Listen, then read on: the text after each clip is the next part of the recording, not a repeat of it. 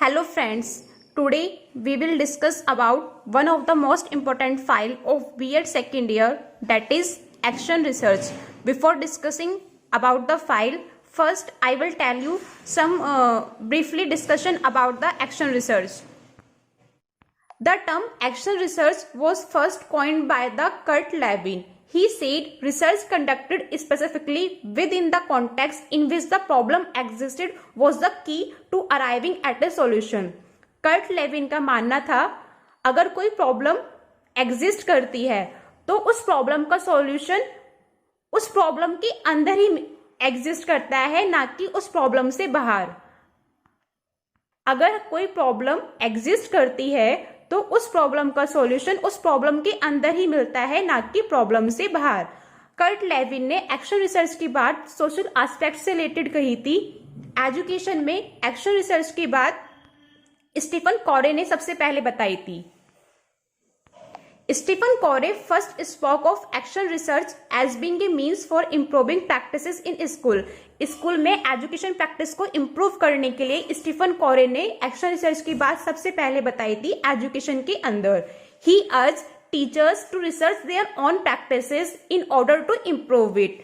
Prior to that the only researchers were the expert outsider who objectively research social situations.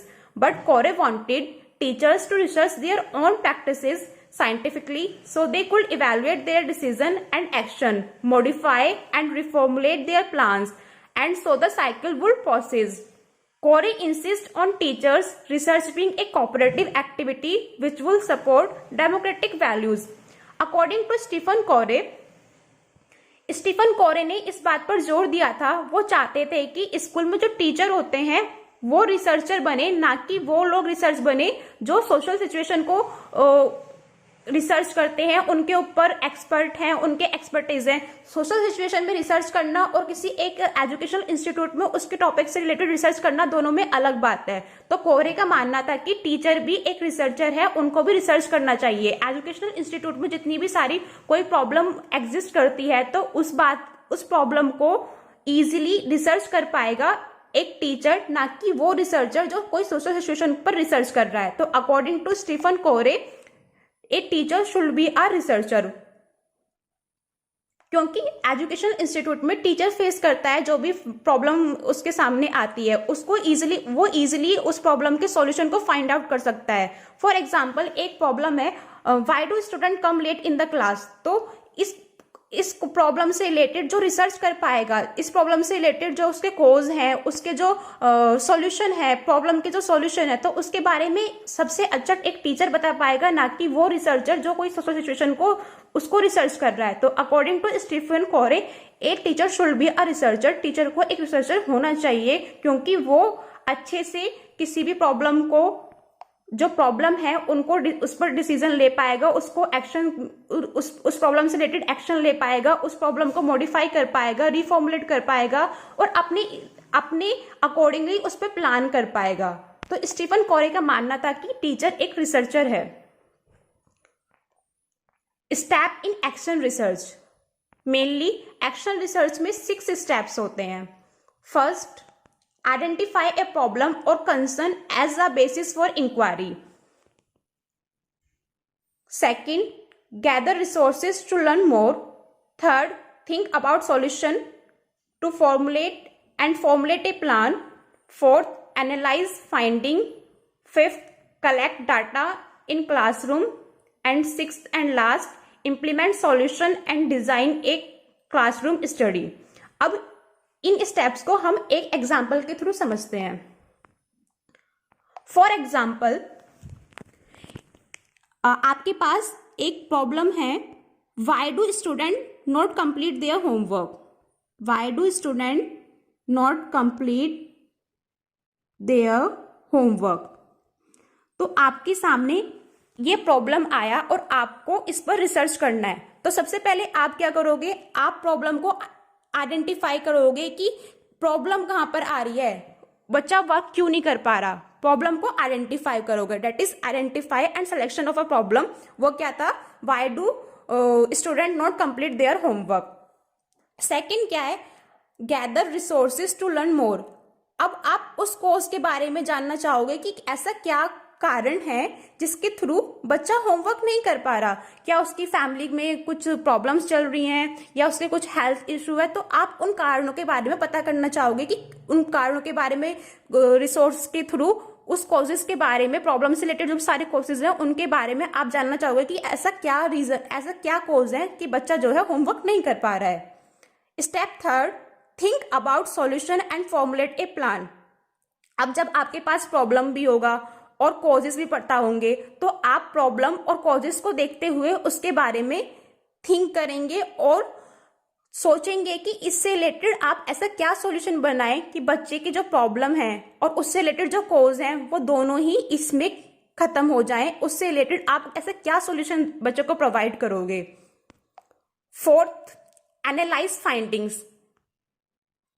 अब जब आप उससे related solution बना लोगे तो वो आप अपने सॉल्यूशन को एनालाइज करोगे, क्या वो प्रॉब्लम और कॉजेस में जो प्रॉब्लम के कारण थे उसको सेटिस्फाई कर रहे हैं, उससे रिलेटेड है वो जो आपने सॉल्यूशन बनाए हैं, क्या वो हमारे उस प्रॉब्लम और जो उससे रिलेटेड उसके कॉजेस थे उसमें फिट हो पा रहा है या नहीं। उसके बाद कलेक्शन डाटा इन क्लासरूम। अब आप उस प्रॉब्लम को कैटर करने जा रहे हैं तो उसके लिए आप डाटा को कलेक्ट करोगे या बच्चे के लिए वो रिसोर्सेज कलेक्ट करोगे या बच्चों को वो अपनी रिसर्च को डिजाइन करोगे कि कैसे जाकर आप उस बच्चों को हेल्प करोगे जो कि अपना होमवर्क नहीं कर लेकर आ रहा था। And the last step, implement solution and design a classroom study. अब जो भी आपकी प्रॉब्लम थी, आपको प्रॉब्लम पता था, आपको उसका कोज पता था, आपने उससे रिलेटेड उसको सॉल्यूशन बना लिए, आपने अपनी डिसीजन को एनालाइज भी कर लिया और आपने अपनी सॉल्यूशन से रिलेटेड आपने क्लासरूम के लिए वो डाटा को भी कलेक्ट भी कर लिया। अब लास्ट स्टेप पे क्या है, आप क्लासरूम में जाके जो भी आपने अभी यहाँ तक करा, उस प्रॉब्लम को एनालाइज करा, उससे रिलेटेड उसको इम्प्लीमेंट करोगे और देखोगे कि जो भी आपने सॉल्यूशन बनाए थे उसे इम्प्लीमेंट करने के बाद क्या बच्चा अपना होमवर्क करके लेकर आ रहा है। जो कॉजेस आपने देखा था कि बच्चा काम क्यों नहीं करके लेकर आए, क्या वो कॉजेस ठीक थे, क्या वो कॉजेस पे आपने काम किया, जो आपने सॉल्यूशन बनाए वो कॉजेस ठीक थे, उस पर जो आपने सॉल्यूशन बनाए क्या वो सॉल्यूशंस ठीक थे। तो उससे रिलेटेड जो भी चीजें हैं वो स्टेप 6 में होता है, implement solution and design a classroom study. आपने जो भी सॉल्यूशन बनाए उसको इम्प्लीमेंट किया और बाद में आपने इवैल्यूएट करा कि क्या जो आपने एक्शन रिसर्च करा है उसमें जो प्रॉब्लम थी, प्रॉब्लम से रिलेटेड जो कॉज थे, फिर जो आपने सॉल्यूशन बनाए, क्या फिर जो आपने वो एनालाइज किया, फिर उसके रिलेटेड आपने रिसोर्सेज कलेक्ट किया और बाद में जाके वो सॉल्यूशन, प्रॉब्लम के रिलेटेड सॉल्यूशन इम्प्लीमेंट किया। तो ये सारे स्टेप्स जो हैं ये एक एक्शन रिसर्च में होते हैं। अब हम देखेंगे कि एक्शन रिसर्च की फाइल कैसे बनता है। प्रॉब्लम का टाइटल आपको यहाँ डालना है, जैसे यहाँ पे डाला हुआ है, a study of action research related to improve the performance of student in computer subject. कि कंप्यूटर सब्जेक्ट में बच्चों की परफॉर्मेंस अच्छा नहीं है तो ये एक प्रॉब्लम है, तो उसका टाइटल आपको यहाँ डालना है, स्कूल का नाम डाल दोगे, ये सब चीज़ यहाँ पे कंप्लीट कर दोगे फॉर्मेलिटीज़ को। लास्ट में यहाँ पे आपको अपनी प्रॉब्लम को बताना है कि आपने प्रॉब्लम कहाँ फेस करी। तो the teacher found during his teaching that the performance of student in computer subject is low. कि जिस वक्त हम टीचिंग कर रहे थे हमने देखा कि बच्चों की कंप्यूटर सब्जेक्ट में परफॉर्मेंस लो थी। अब यहाँ पे आपको अपनी प्रॉब्लम से रिलेटेड ऑब्जेक्टिव्स बताने हैं कि आपके जो आपने प्रॉब्लम देखा है आप क्यों उसको उसके ऊपर रिसर्च करना चाहते हैं, आपका एम क्या है, आपका ऑब्जेक्टिव क्या है। तो आपको यहाँ पे सिर्फ वही एक्सप्लेन करना है इसके अंदर। जैसे फर्स्ट है to improve the performance of student in computer science, बच्चों की परफॉर्मेंस को इंक्रीज करने के लिए। Second, to get interest among student for studying computer science. Third, to make student aware about the usage of computer science. Fourth, to develop self confidence in students so that they can easily operate computer. तो ये आपके objective और आपके M, problem से related कि आप action research क्यों करना चाहते हैं, आपका एम क्या है। अब नेक्स्ट हेडिंग है विद्यालय के लिए योजना का महत्व। कि जो आप रिसर्च कर रहे हैं उस रिसर्च से विद्यालय को, मतलब स्कूल का क्या इम्पोर्टेंट, स्कूल को क्या बेनिफिट है, स्कूल के लिए, वो स्कूल के लिए क्या महत्व है उसका। तो वो ये है कि अगर बच्चे पढ़ेंगे तो बच्चों की परफॉर्मेंस बढ़ेगी, परफॉर्मेंस बढ़ेगी तो स्कूल का नाम होगा, स्कूल का नाम होगा तो उसकी डिग्निटी बढ़ेगी। तो ये सब कुछ आपको इसमें लिख देना है। फिर एरिया ऑफ द प्रॉब्लम बता देना है, specific area of the problem, कि आप जो स्पेसिफिक प्रॉब्लम है, प्रॉब्लम आपने जो प्रॉब्लम देखा उसका स्पेसिफिक कोज क्या था वो आपको यहाँ पर लिखना है। विशिष्ट रूप के अंदर, समस्या का विशिष्ट रूप के अंदर आपको स्पेसिफिक कॉज बताना है। Resolve the problem of low performance of student in computer science and not taking interest. फिर जो आपने प्रॉब्लम ली है, आपने वो प्रॉब्लम का एविडेंस बताओगे यहाँ पे कि आपने वो कहाँ देखा, आपको कैसे पता चला कि ये प्रॉब्लम है, उसका एविडेंस बताओगे और उस एविडेंस के बेसिस भी यहाँ पे देने पड़ेंगे। जैसे फर्स्ट है difficult in understanding the subject, हमने पहले एविडेंस देखा कि बच्चों को डिफिकल्टी हो रहा है कंप्यूटर साइंस को समझने के लिए, उसका एविडेंस दो। कैसे देखा, तो उसके सामने हमने लिख रखा है the chapter was taught in the class but student are not able to do practical on its own related to the chapter, कि चैप्टर तो बच्चों को पढ़ाया जा रहा था लेकिन जब उसको कंप्यूटर लैब लेके गए तो वो उसको प्रैक्टिकल नहीं कर पा रहे। तो हमने देखा कि बच्चे जो है, बच्चों के थोड़ा डिफिकल्टी है सब्जेक्ट को पढ़ने के लिए, समझने के लिए, पढ़ने के लिए। Second, lack of interest of student for studying computer science, कि बच्चों के अंदर इंटरेस्ट ही नहीं है कंप्यूटर साइंस पढ़ने के लिए। वो आपने कैसे देखा, उसके लिए एविडेंस दोगे। तो ऑब्जर्वेशन के थ्रू हमें पता चलेगा कि हमने देखा कि बच्चे जो है इंटरेस्ट नहीं ले रहे कंप्यूटर साइंस पढ़ने में। थर्ड एविडेंस है student found class was boring because it was theoretical, हमने देखा, डिस्कस किया बच्चों के साथ, तो बच्चे को पूछा कि आप क्यों इंटरेस्ट नहीं ले रहे, तो बच्चों ने बताया कि थ्योरी क्लास होती है, प्रैक्टिकल क्लास नहीं होती है, तो इसलिए वो उनको बोरिंग लगती है, इसलिए वो इंटरेस्ट नहीं लेते। तो वो डिस्कशन से, बच्चों के साथ डिस्कस करने से वो चीज़ पता चल गई टीचर को। Fourth, student were not ready to put extra time and effort required to be spend for this subject, कुछ बच्चों का मानना था कंप्यूटर एक सब्जेक्ट तो है, इस पर इतना एक्स्ट्रा टाइम क्यों एफर्ट करें, हमें मैथ्स पढ़ना होता है, साइंस मतलब और भी सब्जेक्ट पढ़ने होते हैं, तो इसलिए एक्स्ट्रा एफर्ट वो नहीं डालना चाहते। तो वो भी हम ऑब्जर्वेशन के थ्रू या डिस्कशन के थ्रू इस चीज को भी हम एविडेंस दे सकते हैं। Fifth, use of traditional tools and methods of teaching bye teachers, कि कंप्यूटर साइंस टीचर जो है ट्रेडिशनल टूल्स यूज कर रहा है या traditional method of teaching use कर रहा है, इसलिए बच्चे इंटरेस्ट नहीं कर ले रहे हैं, तो वो हम ऑब्जर्वेशन करके या बच्चों से पूछकर उसका भी एविडेंस दे सकते हैं। अब आपको समस्याओं को एनालाइज करना है, मतलब प्रॉब्लम एनालाइज करना है कि कहाँ कहाँ कॉजेज थे। आपने एविडेंस दे दिए कि आपने कैसे पता लगाया कि प्रॉब्लम कहाँ थे, अब आपको प्रॉब्लम को एनालाइज करना है। First, student do not get the right knowledge about the concept of computer science, जो भी हमारी प्रॉब्लम थी, प्रॉब्लम ये थी कि परफॉर्मेंस बच्चों की कंप्यूटर में अच्छी नहीं है, तो हमने फर्स्ट अपनी प्रॉब्लम को एनालाइज करा कि पहले कारण क्या हो सकता है कि बच्चों को राइट नॉलेज ना मिले कंप्यूटर साइंस के बारे में, हो सकता है कि बच्चों को राइट नॉलेज नहीं दी गई हो। Second, lack of teaching the lesson subject according to the student interest and interesting method, child centric method ना हो, बच्चों के इंटरेस्ट के अकॉर्डिंग वो मेथड शायद हो नहीं सकता, इसलिए बच्चे उसमें इंटरेस्ट नहीं ले रहे। Third, due to lack of proper computer lab in the school, due to lack of infrastructure facility, तो कंप्यूटर लैब अच्छा नहीं है इसलिए बच्चे वहां पे इंटरेस्ट नहीं ले रहे, इसलिए बच्चों की परफॉर्मेंस वीक है। Fourth, the student were not clear how computer knowledge will have them for their learning, कि बच्चों को कंप्यूटर नॉलेज के बारे में नहीं पता कि फ्यूचर में जाके वो आपको कैसे बेनिफिट करेगी, उनको सिर्फ ये मानना है कि क्यों इस पे सब्जेक्ट पे एक्स्ट्रा एफर्ट दिया जाए, एक्स्ट्रा टाइम दिया जाए, हमें और भी सब्जेक्ट पढ़ने हैं। तो ये क्या है, ये हमने एनालिसिस कर लिया कि प्रॉब्लम के कॉजेस हो सकते हैं, अपनी प्रॉब्लम को यहाँ पे हम एनालिसिस कर लिया। अब हम क्या करेंगे, स्टेप एनालिसिस के बाद क्या था, सॉल्यूशन फाइंड करने का। अब हम इस प्रॉब्लम से रिलेटेड जो हमने कॉजेस को एनालाइज करा है उससे रिलेटेड हम उसको सॉल्यूशन बनाएंगे।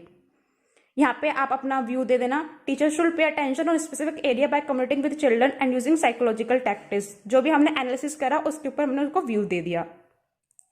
अब यहाँ पे आप 3 हाइपोथेसिस बनाओगे और तीनों हाइपोथेसिस एक दूसरे से रिलेटेड होंगी और वो हाइपोथेसिस के अकॉर्डिंग हम अपनी प्रॉब्लम का सॉल्यूशन बताएंगे। पहली हाइपोथेसिस है यहाँ पे, for improving the performance of student in computer science a special class is prepared in which the teacher taught some basic fundamental concept of computer. अगर बच्चों को बेसिक नॉलेज होगी कंप्यूटर की तो वो आगे इंटरेस्ट लेगा, इसलिए पहले जो है बच्चों को फंडामेंटल कॉन्सेप्ट ऑफ कंप्यूटर के बारे में मतलब फंडामेंटल नॉलेज दी जाए कंप्यूटर से related. Second, computer lab session should be followed to get interest among student for computer science, कि ये ना हो सिर्फ कंप्यूटर साइंस में थ्योरेटिकल पीरियड ही चल रहा है, प्रैक्टिकल पीरियड नहीं है, तो ऐसा हो कि एक थ्योरी पीरियड एक प्रैक्टिकल पीरियड, तो थ्योरी के साथ प्रैक्टिकल पीरियड भी होना चाहिए। Third, awareness programme should be conducted so that the student should know about the usage of computer, कि कुछ अवेयरनेस प्रोग्राम को हमें कंडक्ट कराना चाहिए ताकि बच्चों को कंप्यूटर के यूज के बारे में कि फ्यूचर में कंप्यूटर का क्या यूज है उसके बारे में पता चले। जो आपने यहाँ पे ऊपर हाइपोथेसिस बनाई है, अब उन हाइपोथेसिस को कितना टाइम लगेगा उसको इंप्लीमेंट करने के लिए, ये सब कुछ यहाँ पे बताना है। फर्स्ट हाइपोथेसिस थी हमारी कि बेसिक फंडामेंटल नॉलेज बच्चों को प्रोवाइड करना, तो वहां पे ये सब कुछ एक्शन लिख दोगे, यहाँ पे टाइम लिख दोगे और आपको कौन सा रिसोर्स चाहिए उस हाइपोथेसिस को पूरा करने के लिए, वो सब कुछ आप एक टेबल में बना दोगे। सिमिलरली आपको जो आपकी सेकंड हाइपोथेसिस थी क्या कि प्रैक्टिकल नॉलेज, प्रैक्टिकल पीरियड और थ्योरी पीरियड एक साथ होने चाहिए, एक प्रैक्टिकल एक थ्योरी, तो उससे रिलेटेड जो भी हाइपोथेसिस थी वो आप यहाँ पे बनाओगे। उस कितना टाइम लगेगा वो सब कुछ यहाँ पे देना है और रिसोर्सेज के बारे में यहाँ पे डालना है। सिमिलरली ऐसे आपको थर्ड हाइपोथेसिस के बारे में यहाँ पे लिखना है। थर्ड हाइपोथेसिस थी कि हमें अवेयरनेस प्रोग्राम कंडक्ट करने चाहिए, कितना टाइम लगेगा अवेयरनेस प्रोग्राम को कंडक्ट करने के लिए और कौन कौन से रिसोर्सेज चाहिए, वो सब कुछ आपको इस टेबल के अंदर डालना है। उसके बाद आपको इवेलुएट करना है कि जो आपकी प्रॉब्लम थी उससे रिलेटेड जो भी कॉजेज थे और उससे रिलेटेड जो भी आपने एनालिसिस किया और जितनी भी आपने हाइपोथेसिस बनाई, क्या वो आपकी प्रॉब्लम को सॉल्व कर पाए हैं। जो भी आपने रिसर्च करी है क्या वो रिसर्च सक्सेसफुल हुई है या नहीं, उसके बाद आप इवेलुएट करोगे। इवेलुएट में जो भी आपका रिजल्ट आया है कि आपने सब कुछ करा, प्रॉब्लम को एनालाइज करा और उसके कॉजेज को देखा, फिर आपने हाइपोथेसिस के थ्रू उसको सॉल्यूशन बताया और आपने फिर उसको इम्प्लीमेंट भी किया। इम्प्लीमेंट करके आपने क्या देखा कि बच्चों की परफॉर्मेंस जो है कंप्यूटर सब्जेक्ट में इंक्रीज हो जाती है, तो ये क्या है, आपकी रिसर्च यहाँ पे सक्सेसफुल हुई क्योंकि बच्चों की परफॉर्मेंस इंक्रीज हो गई। तो ये सब कुछ एक्शन रिसर्च में होता है। और आपने अपनी रिसर्च में क्या पॉजिटिव एस्पेक्ट देखा, क्या नेगेटिव एस्पेक्ट देखा, आप यहाँ पे लास्ट में उसको डाल सकते हैं। ये था एक्शन रिसर्च के बारे में।